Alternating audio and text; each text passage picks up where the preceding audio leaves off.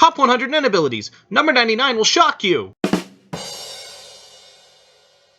Before I fully get into today's video, I would like to take the moment to say I'm going to be working a little harder to be a bit more analytical in these videos, and hopefully that provides a higher quality for those who enjoy these types of videos. As such, I did some more research than I did for previous cocktail drinks, and rewatched two videos I thought would help inspire me to make this one. One is a short video that fully goes over the history and facts of Killua by New World Review, and the other is by Alexander, who does some of my favorite analytical videos for anime.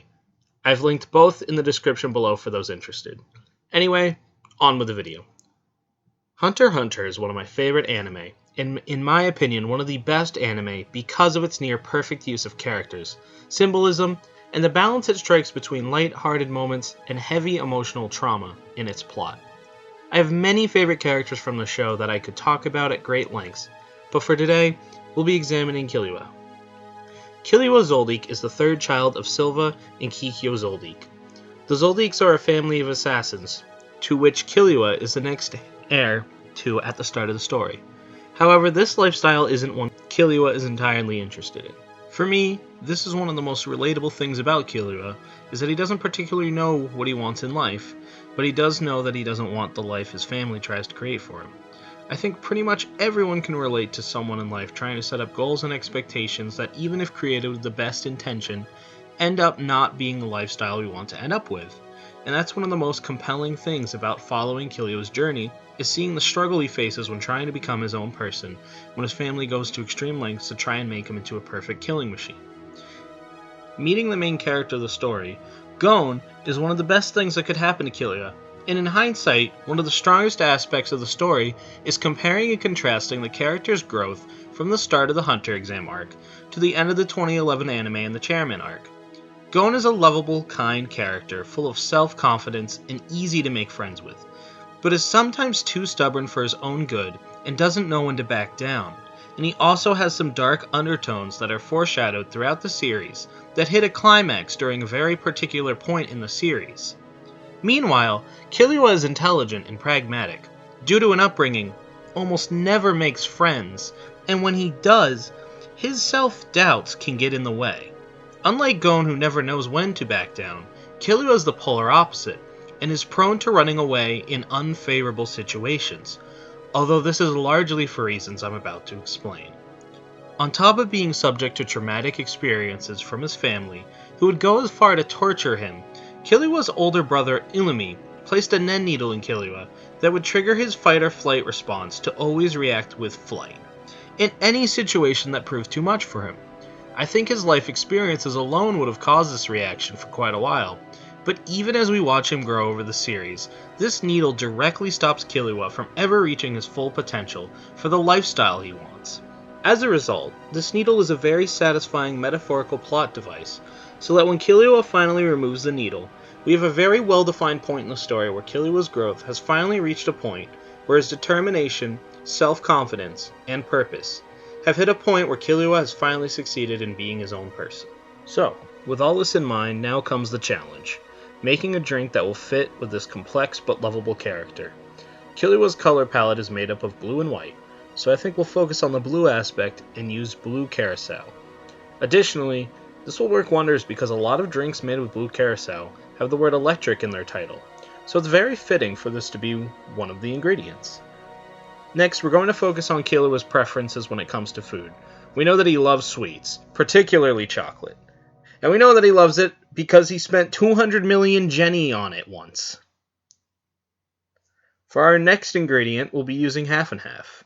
This will make it so our drink will be a very satisfying, sweet, and also creamy drink, almost like a liquid dessert. Adding this to the drink also serves a metaphorical purpose, as without this, the drink would be dark and muddied, but with it, you will see it shines an almost neon blue. Finally, just for good measure, we'll be adding a teaspoon of sugar. Now, with all this in mind, we're ready to begin. Alright, so we're going to get started. We have our half and half, we have our chocolate liqueur, we have our blue carousel, we have our sugar. So our first step is we're going to take 1 ounce of half and half, 1 ounce of chocolate liqueur, and 1.5 ounces of blue curacao. And we're going to take a teaspoon of sugar and we're going to put it in our ice-filled cocktail shaker, and then we're going to give that a shake.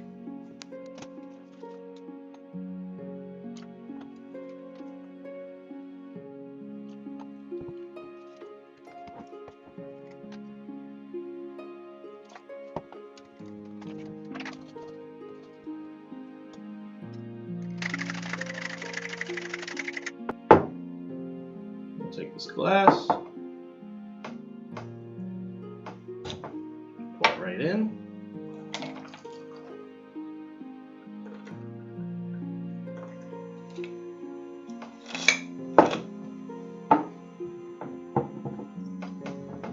There's that. I'll take some whipped cream.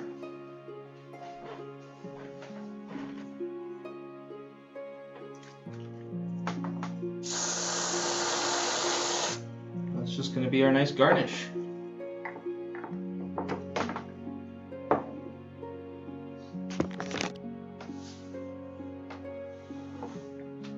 I call this drink Chocolate Assassin.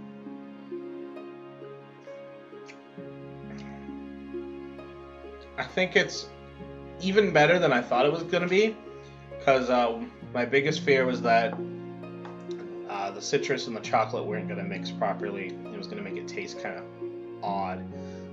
But it's very sweet. You can definitely taste the chocolate. The cream's a nice touch, and the citrus doesn't overpower the drink at all.